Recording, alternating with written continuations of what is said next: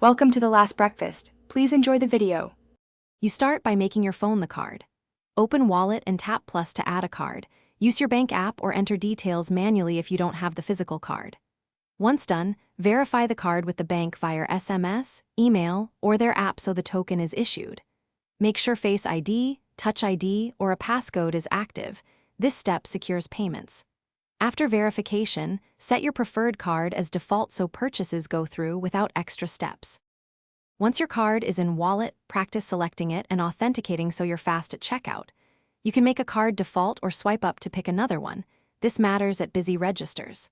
When ready to pay, authenticate with Face ID or Touch ID, or double-click the side button on Apple Watch. That creates an instant token. The why matters. Contactless NFC sends a one-time token to the reader instead of your real number, keeping the transaction private and secure. To complete a purchase, hold the top of your iPhone or the screen of your Apple Watch near the reader and wait for the audible chime and the done confirmation. You'll also see the merchant's name or amount. Make sure to check the receipt and wallet history so you confirm the correct charge. If the terminal declines, restart your device, confirm the card's verification status in Wallet, and make sure you have a simple network connection for initial verification. Then